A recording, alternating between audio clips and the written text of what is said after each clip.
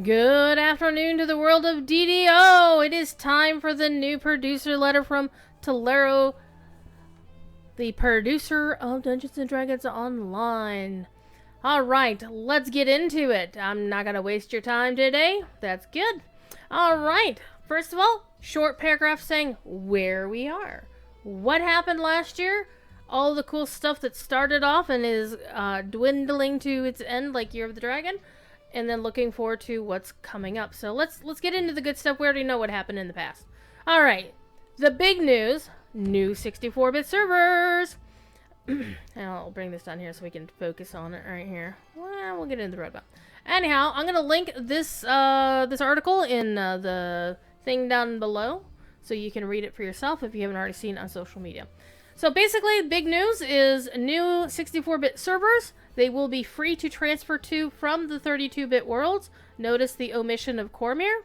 Also, notice the omission of anything referring to the transfer difficulties that the community is really concerned about, such as guild status, guild ranks, guild airships, monster manual, astral shards, pets, mounts, monster manual, all that other fun stuff. So we don't know yet. It's not mentioned here in the letter. And however, they do acknowledge all the hard work that they've done to make things work for that. And also how we, the community, have interacted with them and have helped them decide their course. Tolero is going to be giving us a developer diary in the future about how they're combating lag. But they're confident in their results, and this is the big deal. Now, the true big deal, the news that came out of left field, or out of the future, as it were, is that at least 2 of these new 64-bit servers are going to be physically based in the European Union. Somewhere in Europe. We'll get more information about the details when all this is going to happen. And we know approximately when it's going to happen based on the developer roadmap we'll take a look at in just a second. Again, free transfers to these servers, unknown about all the things that we're questioning about transfers, about being able to keep our stuff. We'll find out more in the future. I expect, because they're putting this in Q2, that they have a plan. Because I would hate to be the community manager having to deal with everybody being very, very, very upset that they can't take their stuff to these new worlds because they haven't solved those equations yet. So, we'll see.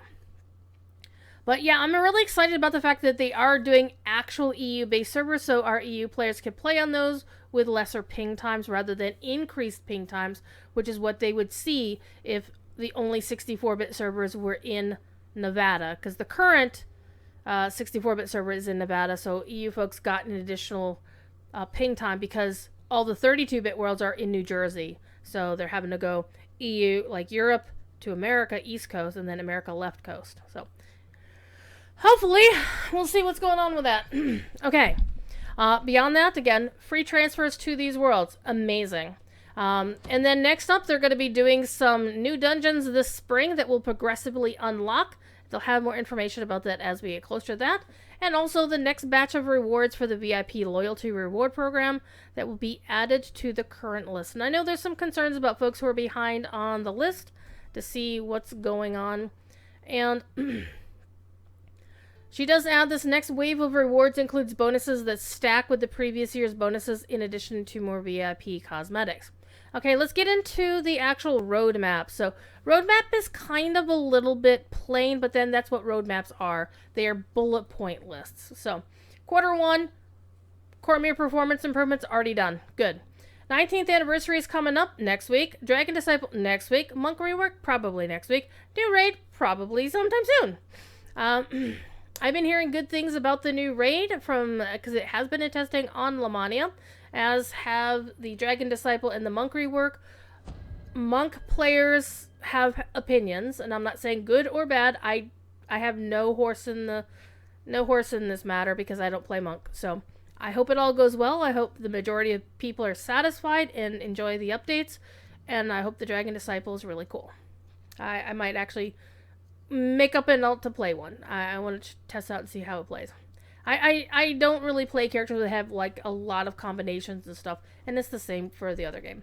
But speaking of quarter 2 and the other game, it is paving the way for DDO to have 64-bit worlds, and apparently the financials are good enough for DDO to afford European servers. And I think part of that is because there is a significant number of European Union, EU, Europe players, Britain players, folks in the UK, in Ireland, who would like to have lesser ping times. There may not have been enough of them in just DDO to be able to do the cost analysis for that, but because of the shared standing stone thing and how extremely popular the EU server is they have over there, and the fact they're opening 2 new ones over there as well, coming up here soon, that you can kind of see where they're going with all of this, in that any excess, we're seeing the benefit probably of what happened over on the other side. Next up, also in quarter 2, new dungeon content. This is the one that's going to be unlocking progressively, and I want to know more. Is it like you unlock one wing 1 week, next wing next week, third wing? I don't know. We'll find out. As previously mentioned, VIP rewards year 2. I like the idea that bonuses will stack because that's the fair way to do things. I would like to see some variety in the rewards that folks are getting. And I would be curious to see if they can do some kind of catch-up event or something. And then next, there's going to be a PAX East community event, which is generally a one-night Standing Stone rents out a bar or someplace, and everybody shows up and hangs out. You get to talk to the developers. Previous years, we've always had Severlin there, the executive producer, Cordovan, the community manager, and an assortment of developers. Last year, I got to talk to Steel Star, several other people. Convallaria was also there. And there's no guarantee who's going to be there, who's not going to be there. Previous years we had No Bob was there, and Knockback was there. But basically, a smattering of DDO devs will be there. Also, a smattering of DDO content creators are likely to be there as well. Last year we had Voodoo Spice and Strim Tom and Cozy Bean and Maverick and Nacho Wench and Arinia. And I apologize for anybody I did not mention. And yeah, it was good times. And all of us, we actually did some group activities just ourselves, and it was a lot of fun. But you can also talk to us if we're there at the PAX. I will be there. I will be a content creator. I've already got my badge approval for it, so I'm going to be there with bells on, assuming the world doesn't implode by then. That being said, next quarter in the summer leading into fall, we've got the Lamortia expansion returning to Ravenloft. We're going to get a new vampire-like race called the Dhampir, which is basically vampires with a twist. And there's going to be a new landscape, new wilderness to play in, and more. We don't know what those and more is. And then in quarter 4, we're going to get a new live event that has an opt-in hardcore-like. That is opt-in and hardcore-like. Face Shenanigans. I am always a massive fan of Shenanigans. Shenanigans good. And more.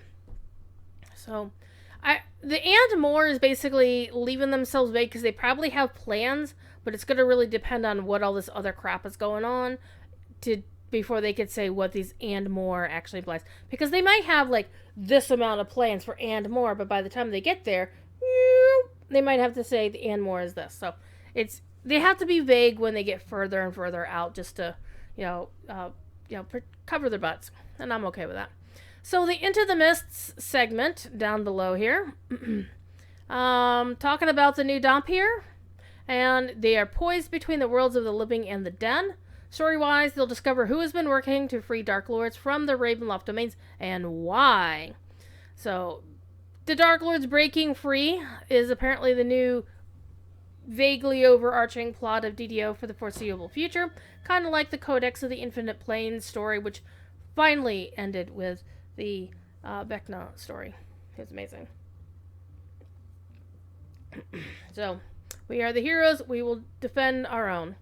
The next event is interesting in that it is going to be Face Shenanigans, apparently. And it's going to be opt-in on all servers. That's actually new. So basically turning on event tech, but for all servers.